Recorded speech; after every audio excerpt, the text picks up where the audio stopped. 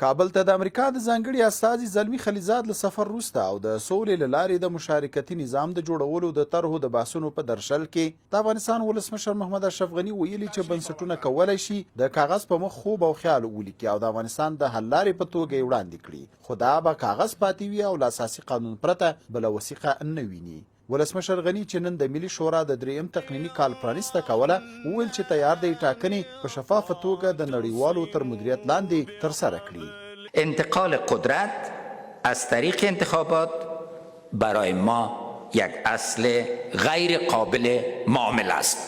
ما آماده هستیم که در مورد برگزاری انتخابات آزاد، شفاف و سرتاسری تحت مدیریت جامعه جهانی بحث کنیم.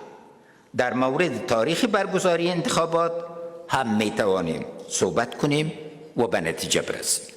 ولسمشر غني په طالبانو غږ وکړ چې هر هغه هڅه چې افغانان پکې ځان ونه ګوري نتیجې ته نه رسیږي او د افغانستان خلک د قبرستان سوله نه غواړي. ولسمشر وویل چې طالبان د مذاکراتو لپاره له شعار عمل ثابت کړي او مذاکرات دي یوې مثبتې نتیجې ته ورسوي او هر څه تر بحث لاندې نیول کېدای شي. نو خشونت پرېږدئ، له شعار نه تیر شئ او په عمل کې ثابته کړئ چې د واقعي سولې نیت لرئ. په خپل ژمنې ودرېږئ او د مذاکراتو میز کې په چټکۍ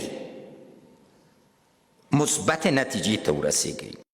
د ولسمشر غني دا څرګندونې په داسې حال کې مطرح کیږي چې د افغانستان د پخلاینې لپاره د امریکا ځانګړی استازی زلمی خلیلزاد په قطر کې دی او تیر ماښام د طالبانو له مرستیال ملا عبدالغني برادر سره کتلي دي. د طالبانو د سیاسي دفتر ویان ډاکټر نعیم ویلي چې په دې کتنې کې پر روان وضعیت او د بین الافغاني خبرو په چټکتیا بحثونه شوي دي. خلیلزاد په قطر کې د افغانستان د اسلامي جمهوریت مذاکراتي پلاوي سره هم بحثونه کړي وو. د مذاکراتو د بهیر په چټکوالي او ملاتړ باندې مفصلې خبرې او ټینګار وشو.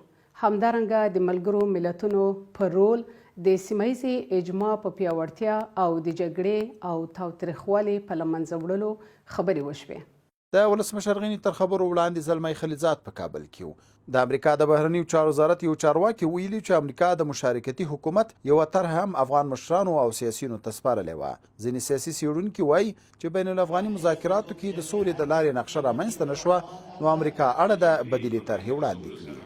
په دوحه کې د بین الافغاني خبرو له پیل راهیسې افغان لوري ونه توانېدل چې د خبرو په نتیجه کې یو افغاني نسخه او یو حل لاره راوباسي.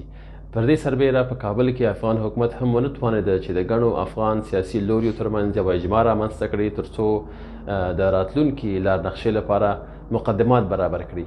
دغو حالاتو ته په کتو د دې توقع ډېره وسوه چې ښایي یو بهرنی لوری ظاهرا متحده ایالات له یوې طرحې سره رامخکې سي. دا څرګندونې په داسې حال کې کیږي چې لا هم بین الافغاني مذاکرات په مخ نه دي تللي او د آینده په اړه برخلیکونه له نامعلوم حالت سره مخ دي. رحیم ګل څاروان، اشنا تلویزیون، کابل.